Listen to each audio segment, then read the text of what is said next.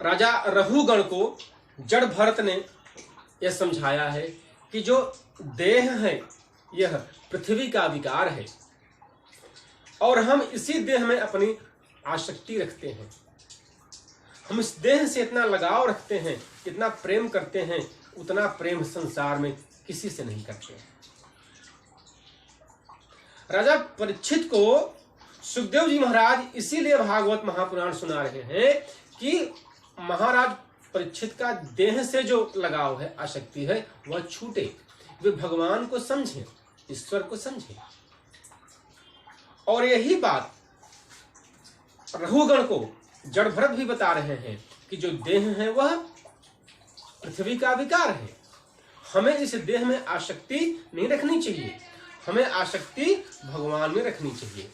लगाव रखिए संसार में अपने देह से। देखिए भाई, सच्चाई है कि हर आदमी को मृत्यु से डर लगता है, लेकिन गीता में भगवान श्री कृष्ण कहते हैं अमृतम चैव मृत्युश्च सत्सच्चोऽर्जुन, हे अर्जुन मैं ही अमृत हूं, मैं ही मृत्यु हूं। तो जब भगवान श्री कृष्ण स्वयं मृत्यु हैं तो उनसे डर कैसा? हमें तो भगवान से अगर प्रेम है तो अपने मृत्यु से भी प्रेम होना चाहिए। अगर व्यक्ति यह जान जाए कि भगवान श्री कृष्ण ही मृत्यु हैं, तब वह अपनी मृत्यु से जीवन में नहीं डरेगा कभी। जिस प्रकार से हाथी के गले में से फूलों की माला टूट जाती है, भगवान के जो भक्त होते हैं उनकी मृत्यु ऐसे होती है। हाथी को खबर भी नहीं होता कि गले में से माला हमारे कैसे टूट गई। भक्तों को जब उनकी मृत्यु होती है, क्षण भर में उनको थोड़ा सा चींटी के काटने के बराबर दर्द होता है, उसके बाद वो विदा हो जाते हैं यहाँ से।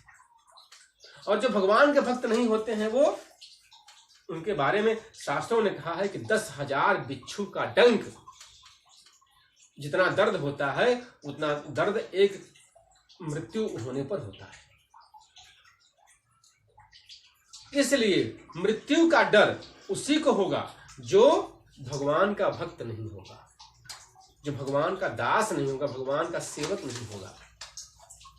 तो रघुगण को जड़ भरत यही बता रहे हैं कि यह जो देह है वह पृथ्वी का विकार है और हमें विकार में आसक्ति नहीं रखनी चाहिए। हमें अपनी आसक्ति भगवान में रखनी चाहिए, श्री कृष्ण में रखनी चाहिए, जो स्वयं साक्षात मृत्यु भी है और अमृत भी।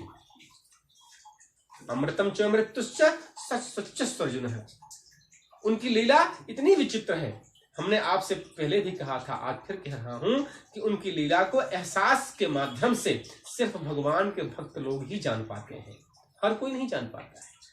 जो उनसे प्रेम करता है, जो उनसे अपना अलग से संबंध बना रखा है भगवान से, वही उनके एहसास, उनके विचारों को प्राप्त कर पाता है कि अब दुनिया में क्या होने वाला है, क्या क्या हुआ था, हमारे साथ क्या होगा।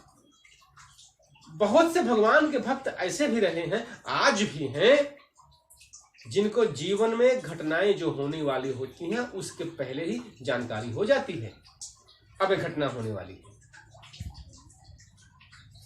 एक एहसास के माध्यम से उनको मालूम पड़ जाता है। भाई, अगर हम एक मूल सत्ता से जुड़े हुए हैं तो वहां से जो ताकत प्राप्त होती है वो तो हमको मिलती रहेगी और उसी के माध्यम से हमें जानकारियां मिलती हैं भविष्य में क्या होने वाला है, कब क्या होगा। और कुछ लोग बता पाते हैं तो कुछ लोग नहीं बता पाते हैं। जो लोग बता पाते हैं उनको दुनिया विद्वान कहती है, जो लोग नहीं